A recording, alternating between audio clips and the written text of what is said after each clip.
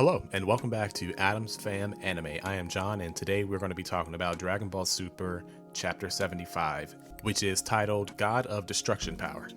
The title appropriately is attributed to Vegeta, since he spends the first few pages of this chapter manhandling Granola in the most arrogant way possible. And I gotta say that I do like this personality change of Vegeta, at least for this form, because where he's been kind of quiet and reserved for the most part, even in certain situations during a tournament of power, it really seems like he's truly letting his Saiyan blood seep out into his personality while enjoying this fight.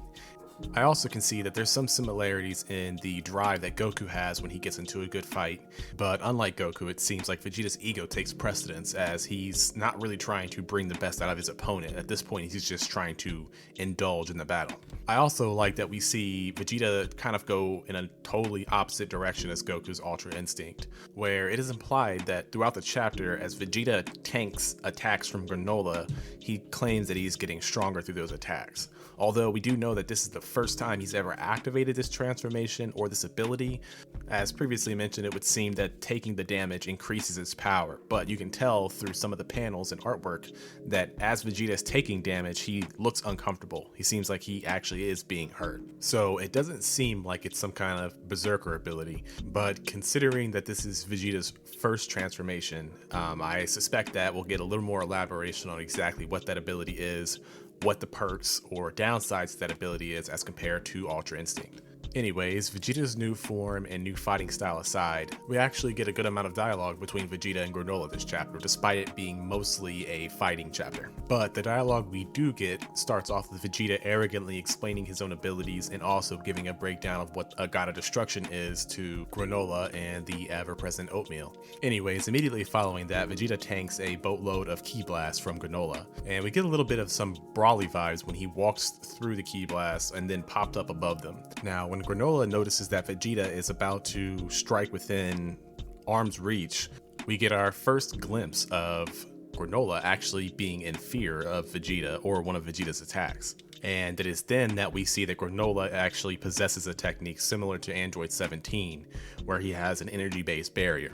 We also get an interesting writing and artistic choice when we see that Vegeta sets up in a track and field stance with the intention of breaking that barrier, in which case he is rather successful. So I think it's really cool to see Vegeta fighting in a different style where he seemed to be a lot more tactical before. This attack style or this fighting style seems to be a bit more raw and more forward. And we also get a name for this form, or at least an attempted name from Vegeta called Ultra Ego. And I'm not sure if that's going to stick or if maybe he'll change the name based upon what he learns about the technique or maybe after a conversation with Beerus. But Ultra Ego versus Ultra Instinct, I think that's a brilliant callback to when Vegeta said that he didn't need Ultra Instinct, that he would go his own route. And that route almost appears to be very opposite to UI and its defensive capabilities. So going forward, I think I'm pretty excited to see what the differences between Vegeta and Goku's progression into getting stronger will play out. I think so far, the limited amount of information we have about this new form of Vegeta's does kind of leave it open-ended for them not to write themselves into a corner. Plus, I like the fact that now that we're getting so many new transformations that they're not so streamlined, as simple as Super Saiyan 1, 2, and 3. We can actually expect different forms, different looks, different abilities, different techniques from both Goku and Vegeta. In any case, I digress, but back to the chapter at hand. After Granola has received his drop kick through his shield and is sent flying, we cut to Minato, the Namekian, who is one of Granola's companions. And we see that he is now out and about. He's no longer in his house, so it's a good chance that he's on his way over to Granola's fight, which I predicted in the last chapter. And I think we could all assume that most likely this means that if Vegeta sees him, or if Goku sees him, that it would probably put a stop to the fight for the time being, at least so Vegeta and Goku can question him and receive a little more insight as to what Granola is up to and who exactly he is. And in some of the other dialogue we get during this chapter, we see that Vegeta finally talks to Granola and gets to explain his end or his events that were tied to the Saiyan race. And he does get a chance to mention to him that Frieza destroyed their race, so in a way that he's a similar victim, or at the very least that the Saiyan race has been victimized in a similar fashion to the Ceruleans, in a sense that they've been pushed to the brink of extinction as well.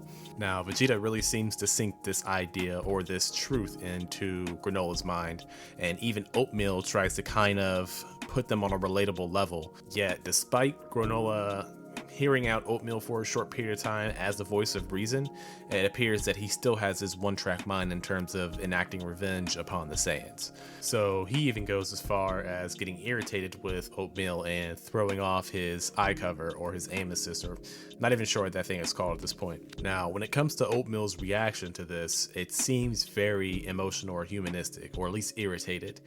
So at first it would appear that it has nothing to do with artificial intelligence, but then that door's opened again when we see that Oatmeal actually uses the ship to pick up the headset with a tractor beam of some sort. And the ship that picks up the headset appears to leave the scene. And at this point, I'm not 100% certain if that is Granola's only method of transportation. Obviously, the Heater clan might invest in helping him out if it means defeating Frieza and taking his power.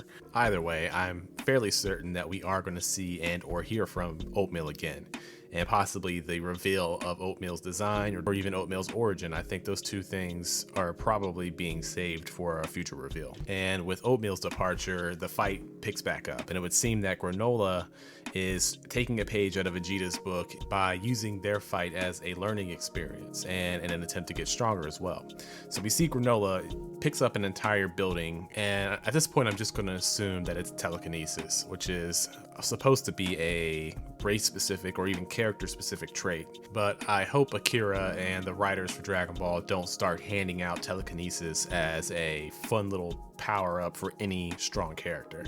I'm sure it'll add some narrative and maybe even some really cool visuals to some of these fights, but I personally kind of enjoy it best knowing that it's limited to characters like Frieza and Chaozu. Anyway, continuing, Granola actually uses the building to try to crush Vegeta, and when Vegeta destroys the central part of the building, Granola takes the remains and seemingly uses destruction powers to destroy everything around Vegeta.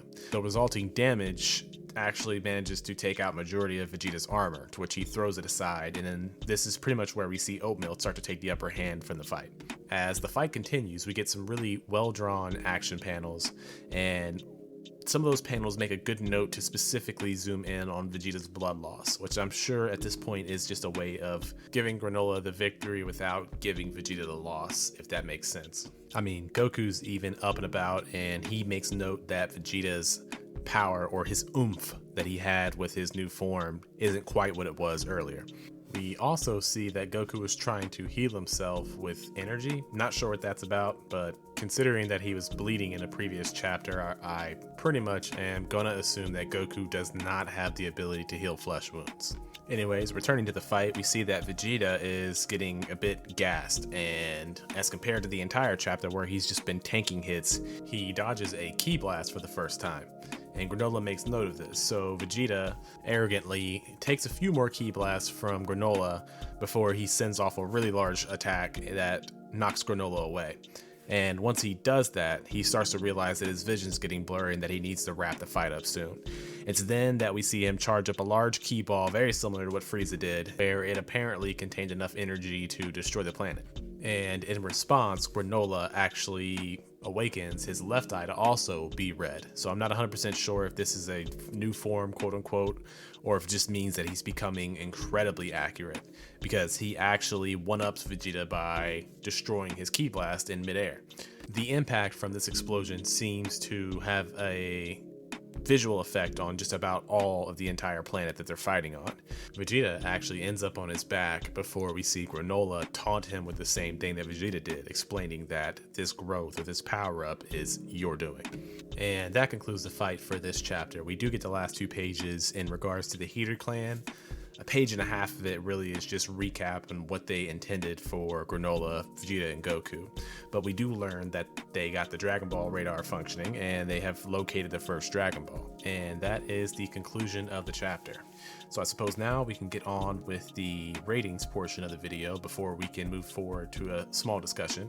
And as always, I'm going to kick off the ratings portion with the artwork, which for this chapter, I'm going to give a 9. I gotta say, for this arc in particular, the artwork has been amazing and fairly consistent. This chapter was well drawn, weren't a whole lot of new settings like in the last 2 chapters, but what we did have was well done.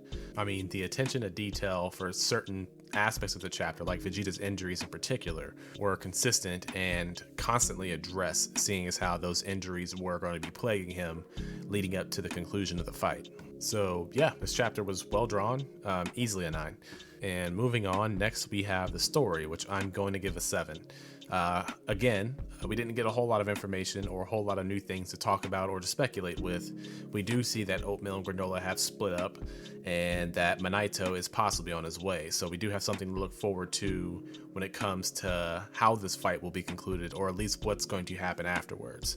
We also get the setup of the Heater clan going after the Dragon Ball. So if the fight between Granola, Vegeta, and Goku has concluded, then I suppose that means that we should be moving the plot forward here shortly with the Heater clan, Frieza, and their involvement in this whole ordeal. So I suppose story-wise, that was a pretty good chapter. Not the best, but definitely worth the 7. And finally, we're going to move on to the hype, which I'm going to give an 8 for this chapter. Fight chapters in particular are almost guaranteed going to be 7 or above. We got Vegeta's new form and the way he was tanking attacks and the way we see Granola level up by the end of the chapter. The hype was real. We got to see that Granola is changing a little bit in the way he operates. It's not so cold and revengeful, and then we get to see Vegeta's operating differently as well, with his attitude being a little more reflective of the traditional Saiyan way. So the way some of these attacks were performed, I thought they were pretty impressive and a little bit different, a little bit outside of Dragon Ball's typical fighting styles. So I think that 8 is well earned for the hype.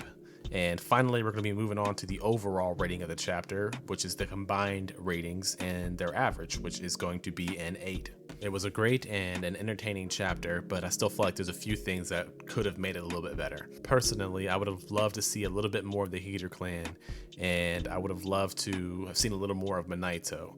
Also, a lot of the dialogue in the chapter between Vegeta and Granola seemed like stuff we've already heard before. I know it's technically different and not quite trash talky, so there's a little bit of substance to it. It just wasn't super entertaining. Okay, and lastly, a little bit of discussion and expectations for the chapters to come. I'm really hoping that we do move forward from this fight. It's been entertaining, and I love a good Dragon Ball fight, but I feel like now that we've seen Goku and Vegeta's current power levels and their power-ups, I love to understand exactly how Frieza's going to fit into this. As if it's my understanding that unless Frieza's still been training, he should be weaker than Goku and Vegeta. So it puts me in a weird place of wanting to see Frieza, but at the same time, needing something more from him before Granola and his eventual conflict comes to fruition. I mean, I feel like if Goku and Vegeta were to explain to Granola, like, hey, we know you're out to get Frieza, like he's the main bad guy for you, but we're actually stronger than he is, that would just deflate him and take all of his drive out. Or at the very least, he might just say, fine, I'm gonna go kill the dude right now. Also, there's the Heater clan and their pursuit of the Dragon Balls. I can't imagine that they're gonna go for the age-old request of being immortal, but I do think it's possible that they might make the short dude Gas the new strongest person in the universe. I know it seems like the Heater clan is really winding up to be the main villains of this arc, but something tells me that Gas is going to be the final villain of this arc. Anyways, that's my video on Dragon Ball Super Chapter 75. Drop some comments down below. Let me know what you think of the chapter, what you think of Vegeta's new abilities, his new form. Also, let me know what you expect to see from Goku and Granola going forward. Also, please like, share, and subscribe if you enjoyed the content and would like to see more like it.